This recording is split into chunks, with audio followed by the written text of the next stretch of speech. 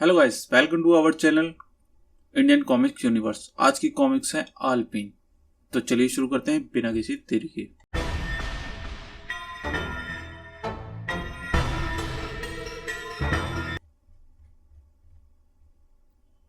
दिल्ली परमाणु का शहर।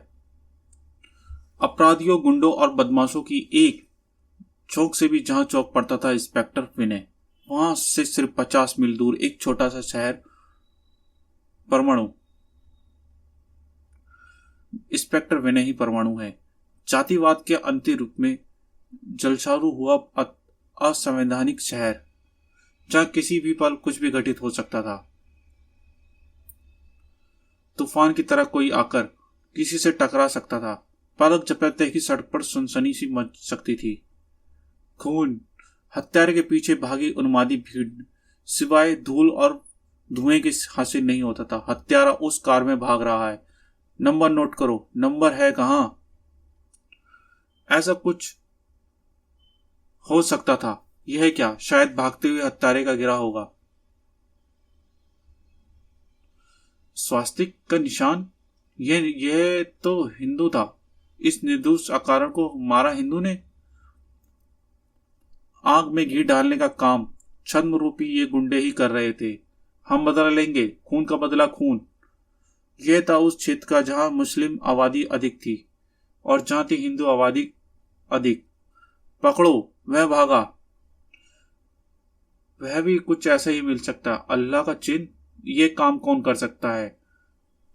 बताने की जरूरत नहीं है। खून का बदला खून। लूट लो दुकानों को, आग लगा दो। देखते ही देखते शहर का रूप विध्वस्त होने लगा। पुलिस हस्तक्षेप के पश्चात जगह जगह कर्फ्यू का ऐलान हो गया। यहां तक कि दर्जनों दुकानें व घरों की कीमत का कीमती सामान चुरा चुका था, लूट चुका था।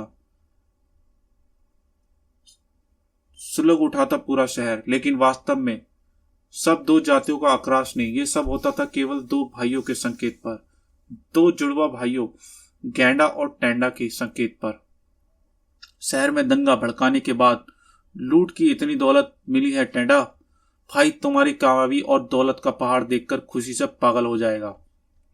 दोनों भाई टैंडा और गैंडा, दो साहसी, क्रूर, घातक और अव्वल दर्जे के कातिल और आलपिन के खिलाड़ी। तीक्ष्ण विषधारी आलपिने जिनके हथियार हैं। दोनों के सिरों पर पूरा स्टॉक रहता था जहरीली आलपिनों का। इन आलपिनों की मार के आगे तोपची भी थर्राते हैं।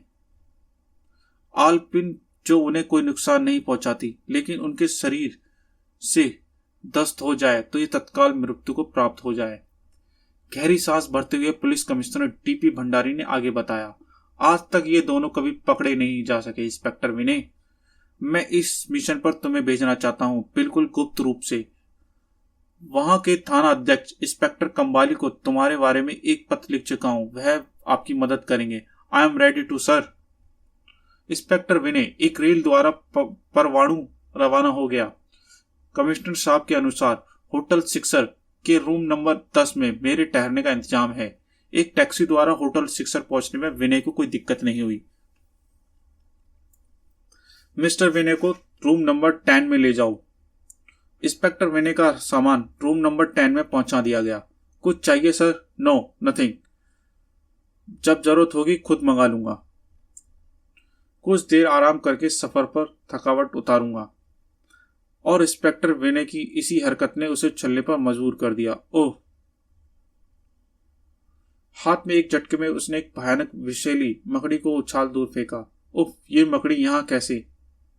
अगर ये काट लेती तो सुबह का सूरज देखना नसीब नहीं होता मुझे। ये हरकत निसंदेह किसी ने मेरी हत्या करने के लिए की है, मगर किसने? इंस्पेक्टर कामली के अलावा ऐसा कौन है यहां जो मेरे बारे में बताया हुआ, मगर कैसे? अगले दिन, आइए मिस्टर कामली, मैं आपका ही इंतजार कर रहा था। इसे देखिए, ये तो मकड़ी है सर। ये साधारण मकड़ी नहीं। अगर ये किसी को काट लेती तो तड़पने का मौका भी नहीं देती। ये मकड़ी मेरे बेड पर इस कंबल के नीचे छिपा दी गई थी। अब शायद मुझे कुछ और कहने की जरूरत नहीं है इंस्पेक्टर कामली। मेरे यहां आने की सूचना तुम्हें प्राप्त थी, लेकिन सर, कामली के कुछ कहने से पूर्व ही आईने में देखकर उछल पड़ा इंस्पेक्टर विनय। मगर हाथ में थमा रिवॉल्वर आईने में न देखा होता तो। दाएं। अगली गोली इंस्पेक्टर कामली का सीना भेद गई। बला की सी तेजी के साथ विनय के इंस्पेक्टर निकली बुलेट। एक चीख कूजी। विनय ने अब उसके पीछे भागना बेकार समझा। देर सवेर तुझे भी ढूंढ लूंगा। तुरंत ही कामली की ओर पलटा विनय। कामली, यकीनन तुम जानते हो वह कौन था। बताओ कामली, बताओ। ओह, इसी पल के साथ लाश में बदल गया कामली। डायरी। विनय की आंखों की नजर आने लगी एक विशेष चमक। शराब खाने का बार। मेन उस समय चौक पड़ा जब। टैडा कहाँ है? कौन हो तुम? मुझे अपने सवाल का जवाब चाहिए, बदले में सवाल नहीं। इस हुड़दंग के बाद शराब खाना ग्राहकों की भीड़ से खाली हो गया। रह गए थे केवल जोंगो। खत्म कर दो इस हरामजादे को। और अब समझ गया था कि ओवरकोट वाले अपने असली रूप में आने का। ये ओवरकोट जंग में बाधा उत्पन्न करेगा और समय था जंगियों के लिए जंग का। टैडा तक पहुंचने के लिए पहले तुम्हें ही करता हूं। परमाणु के फौलादी जिस्म से टकराकर लोहे की छड़ से दूर जाती फिर हॉकी की क्या बिसात। उस फौलादी जिस्म के घूंसे का स्वाद उसे चखने वाले ही जान सकता था। परमाणु अपराधों के लिए शैतान का रूप बाज बनकर गिरता है कानून के पक्षों पर। झुंड के आगे भूत भी नाचता है बच्चे। ओह। शराब खाने को कवाड़ी घर बनने के बाद परमाणु को अपने प्रश्न के उत्तर की चाह थी। इस शराब खाने के मालिक टेंडा कहाँ है? उसके हाथ पर निगाह पड़ते ही पुंज चौक पड़ा परमाणु।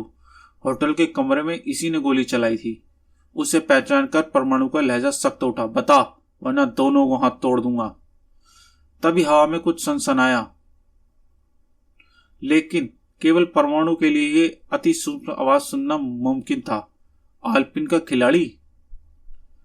परमाणु ने इसी पल शराब खाने की दीवार का वह हिस्सा धड़धड़ाकर गिरा। टैडा, मैं तो तुझे देखते ही पहचान गया था परमाणु। अच्छा हुआ तूने भी पहचान लिया अपनी मौत को। इसकी आल्पिनें विष बुझी हैं, मुझे इससे बचना होगा। आल्पिन के छू जाने का अर्थ है मौत। परमाणु ने ढाल का प्रबंध कर लिया। ये टेबल टॉप इन पिनों से मेरी रक्षा करेगा। ढाल सही समय पर मिली। बेहद आक्रमण हो चला था टेढ़ा। कब तक बचेगा तू परमाणु? अरे, पिन की जगह हथौड़ा चला दिया इसने तो। ले गंजे, इस टुकड़े को अभी रख ले तू। ओह। टेढ़ा गेंडा की तरह फुक्कार कर परमाणु की ओर बढ़ा। अब तुझे छेद देगा परमाणु। बढ़ते हुए सांड को रोक लिया परमाणु ने। तुम दोनों भाई मिलकर जो खेल यहां खेल रहे हो टेढ़ा, उस खेल को अब जल्दी ही खत्म करूंगा मैं। और उस खेल के अंत की शुरुआत होगी तेरी मौत के साथ। घायल टेंडा पागल उठा। भाई के हाथों नहीं बचेगा तू। उफ। अगला वार करने की जरूरत नहीं थी परमाणु को। ओह, भाई यानी गेंडा? देखूंगा उसे भी। कंबाली की डायरी के मुताबिक टेंडा इस बार में ग्रुप की कंट्रोल करता था। ग्रुप के किसी मेंबर को गेंडा से मिलने की इजाजत नहीं थी। केवल टेढ़े ही पहुंच सकती थी गेंडे तक, और मुझे पहचाना है गेंडे तक, जबकि गेंडे तक पहुंचने के सारे रास्ते बंद हो चुके हैं। इसी पल चौक उठा पड़ परमाणु। शहर की मेन मार्केट की गड़बड़ के आसार है। प्रोफेसर का मैसेज। प्रोफेसर की आवाज गूंज रही थी परमाणु के कानों में। उधर मुख्य बाजार में पैदल चलना व्यक्ति टकरा चुका था एक साइकिल सवार से। अरे ओह। पैदल चलते व्यक्ति के इरादे स्पष्ट थे। आंखों के बटन देखकर नहीं चलता, अंधा है। आंखें खर छोड़कर आया है। योजनाबद्ध तरीके से काम हो रहा था। मारा साले को। खुद पर वार करने की चाह में उसके इरादे स्पष्ट हो रहे थे। भीड़ ने चुपकर गुंडे ने खुद को अपनी कलाई चीर ली और चाकू भी घोंप लिया। नहीं, मैंने कुछ नहीं किया। चाकू चला दिया। खून खून। पलक झपकते ही लगा दी भीड़। और मैंने कुछ नहीं किया, यह साजिश है। उमदी भीड़ निकल पड़ी सड़कों पर। लूट लो दुकानों को, मार डालो। मार डाला वहां हमारे मुसलमान भाइयों को मार डाला। और जिन्हें फैलाता है देशद्रोही। खून का बदला खून, आगे बढ़ो। और इससे पहले कि मारकाट मच जाती, लूटपाट शुरू हो जाती, पानी की तरह बह जाता खून, झुलस उठा शहर, आ पहुंचाता परमाणु वहां। ठहरो। परमाणु यहाँ? हाँ, मैं परमाणु हूं, लेकिन मैं आप लोगों को रोकने नहीं आया हूं। एक दूसरे को जितना चाहो खून बना लेना, लाशों के पहाड़ लगा लेना, मैं उफ तक नहीं करूंगा। लेकिन इससे पहले आप लोगों को कुछ दिखाना चाहता हूं। देखिए, अरे इसकी चाल को समझने की कोशिश कीजिए। ये साजिश है, दंगे की आड़ में सारे आम लूटपाट करने की योजना। इनके मक्कड़ जाल से निकलिए। आप लोग अपना खून बहाएंगे, कुछ हासिल नहीं होगा। हासिल होगा इन्हें, इन लुटेरों को, जिनका कोई मजहब नहीं है। ये सिर्फ दौलत के पुजारी हैं। टेंडा और गेंडा इनके मुखिया हैं। इनमें से टेंडा को खत्म करके आया हूं। उन्माद नफरत में बदल गया, लेकिन अब ये नफरत उन देशद्रोहियों के खिलाफ थी। मारो मारो इन बहरूपियों को जो इंसान को इंसान से लड़वाना चाहते थे, भाई के हाथों भाई का खून बहाना चाहते थे। मैं आपको विश्वास दिलाता हूं, उस दरिंदे गेंडा को बख्शूंगा नहीं। लेकिन आपको भी यह वादा करना होगा कि गुंडा तत्व के बहकावे में आकर हैवान नहीं बन जाएंगे। आप लोग इंसानियत का रिश्ता कभी नहीं भूलेंगे। हम वादा करते हैं परमाणु, हम वादा करते हैं। परमाणु को सैकड़ों लोगों की विदाई दी। शीघ्र ही गेंडा की मृत्यु का समाचार आप लोगों को मिलेगा। हमारे मार्गदर्शन के लिए शुक्रिया परमाणु। अगले दिन एक समाचार शहर के चप्पे चप्पे की जुबान पर चढ़ गया। टेंडा की लाश लाल चौक पर रखी गई है, ताकि उसे चील कौवे नोच नोच कर खा सके। मैं भी देखूंगा उस कमीने का हश्र। लाल चौक पर मंडरा रहे थे असंख्य चील कौवे। इस कमीने का हाल यही होना चाहिए था। हर ऐसे व्यक्ति का यही हाल होना चाहिए। गैंडा तिलमिला उठा यह समाचार सुनकर। आंख बुबुला हो चुका उसका चेहरा। गैंडा परमाणु को जिंदा नहीं छेड़ेगा। गैंडा अपने निजी हेलीकॉप्टर पर सवार होकर लाल चौक की ओर उड़ चला। पहले भाई की लाश की दुर्गति से बचाना होगा। परमाणु को भयानक मौत दूंगा मैं। टेंडा की लाश की दुर्गति देखकर क्रोध से कांप उठा गैंडा। टेंडा की मौत और उसके बाद उसकी लाश की दुर्गति, भयानक बदला लूंगा मैं। लाशों को बिछा दूंगा कदम कदम पर। स्टैन गन नजर आने लगी उसके हाथ में। बारिश में इतनी बूंदें नहीं बरसी होंगी जितनी गोलियां बरसेंगी यहां। लेकिन क्या गैंडा का खून इतनी आसानी से पूरा हो पाता? स्वप्न। उसी पल का इंतजार था गैंडा। इसीलिए टेंडा को लाश का सार्वजनिक प्रदर्शन कराया मैंने। गन का पाइप मोड़ दूंगा तो गोलियां तेरे मुंह से निकलेंगी। परमाणु, कितनी गोलियां तू बरसाने का इरादा रखता है ना गेंडे? अब मुझे मुक्के परमाणु चलाएगा। उफ, तुम दोनों भाइयों का खेल खत्म करने में यहां आया हूं गेंडे, और खेल करके ही समझो। तू यहां मरने आया है परमाणु, मेरे हाथों से। तभी एक भयानक झटका लगा हेलीकॉप्टर के पंखों को। ओह! पंखा कई टुकड़ों में बिखर गया और उस चील के भी कीमा बन गया था। हेलीकॉप्टर कटे हुए पंछी की तरह जमीन पर बढ़ चला। देखो गैंडे, अगर मैं चाहूं तो तुम्हें मरने के लिए यही छोड़ दूंगा। बाहर कूद जाओ। लेकिन वह मौत तेरे लिए एक आसान मौत होगी। जमीन से टकराकर हेलीकॉप्टर के पचखर्रे उड़ गए। परमाणु ने जमीन पर कुछ ऊंचाई पर गैंडे को छोड़ दिया। अगले ही पल दोनों आमने सामने खड़े थे। परमाणु, मुझे बचाकर तूने अपने जीवन की सबसे बड़ी गलती की है। ये छोटी सी चीज बहुत भयंकर सिद्ध होगी तेरे लिए। दोनों भाइयों की विशेषता है ये अल्पिने। गैंडा के इस बार से बेकार करने में परमाणु के दांतों तले पसीने आ गया। परमाणु, एक भी पिन तुझे जहन्नुम भेज सकती है। अपने सिर को अल्पिनों का गोदाम बना रखा है कमबख्त ने।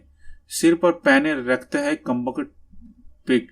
सिर पर पिन के बीच है कैविटी, यानी खाली जगह, जिसके कारण इन तक अल्पिनों का जहर नहीं पहुंच पाता।